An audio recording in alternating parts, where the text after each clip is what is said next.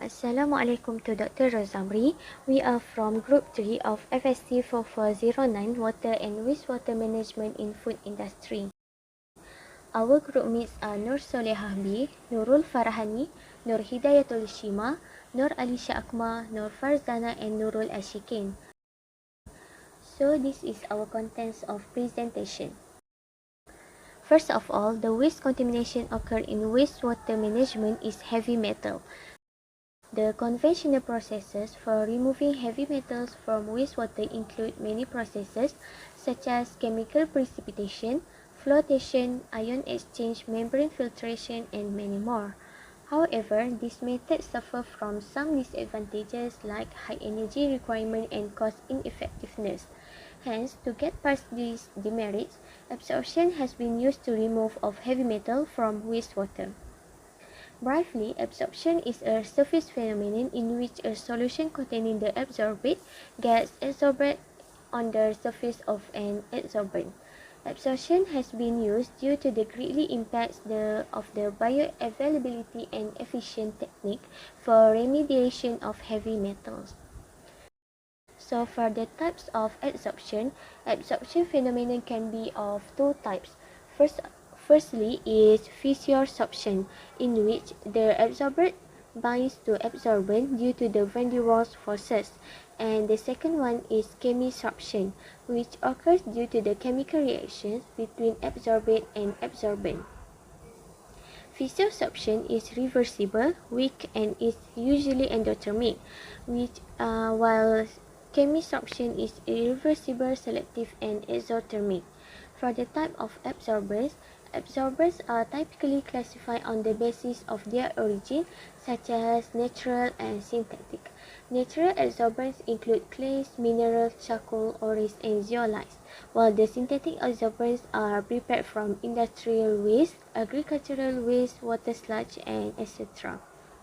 For the process of the absorption, the metal ions of wastewater adhere to the surface of nanoporous absorbents, which that has high surface area due to its porosity. The absorption process could be selective for one or more metals than others. The regeneration process could be achieved using a dissolving agent. For the next one is pigment. Now for the removal of pigment, or also known as color, the insoluble compounds integrated by a dispersion process into products are like paints, printing inks, and also plastic. To remove the pigment from the wastewater, absorption is the most frequently physical method used, as this method has been found to be most simple and economical. In this method, activated carbon is one of the commonly absorbent material used, but due to its high cost and loss of adsorbent during the deactivation, it limits its application in decolorization.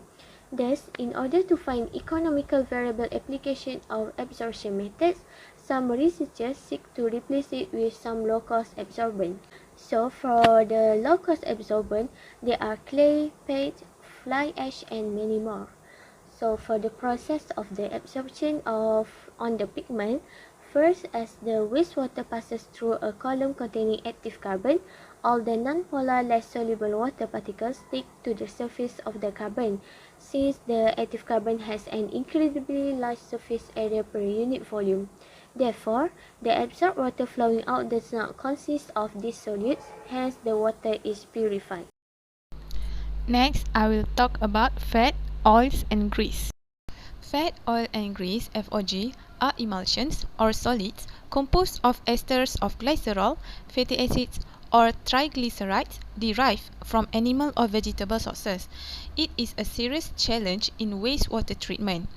It is insoluble in water, so FOG will float on water and swiftly degrade into soap when exposed to an alkaline medium. It is the most difficult substances to remove from the wastewater. So the common treatment used to treat FOG is dissolved flotation (DAF) combined with coagulation and flocculation. Now I will talk about the process of dissolved flotation (DAF). But before this process, gravity separation is the commonly used to remove insoluble FOG. Meanwhile, biological techniques utilize more frequently to remove the soluble compounds.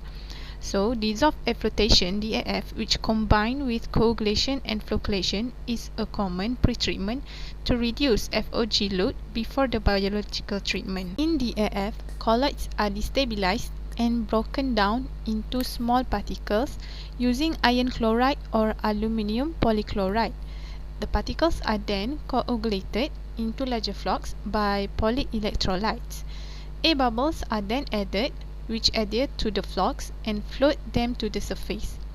The sludge is then mechanically skimmed off the surface. Lastly, I will talk about how to treat the pesticides in the wastewater.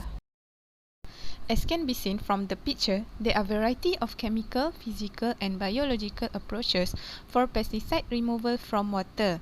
The most useful techniques for the degradation of organic compounds in wastewater treatment is Advanced Oxidation Process (AOPs), which is from chemical treatment. AOPs process have some advantages, which can produce less sludge, rapid reaction rates, and less retention time, but it has a high capital, operational and maintenance cost. Advanced Oxidation Process (AOPs) is the advanced treatment process of utilizing ozone, which is one of the most powerful oxidizing agents. It is to create hydroxyl radicals that react and destroy complex organic and inorganic compounds present in sewage or wastewater with minimal sludge formation. AOP's process occurred at secondary treatment in aerobic chamber. It is effective removal of biological oxygen demand (BODs), chemical oxygen demand (CODs), ammonia and nitrates through AOPs. The process is by converting complex hydrocarbons to simpler forms like carbon dioxide (CO2), nitrogen dioxide (NO2), and water (H2O). The process is then proceed to the tertiary treatment for further processes. In conclusion, for heavy metals and pigments, both use adsorption process for the treatment, while fat, oils and grease using dissolved air flotation (DAF) combined with coagulation and flocculations. Lastly, pesticides by using chemical treatment, which is Advanced Oxidation Process (AOP). So this is reference that we use. So that's all from our group. Thank you.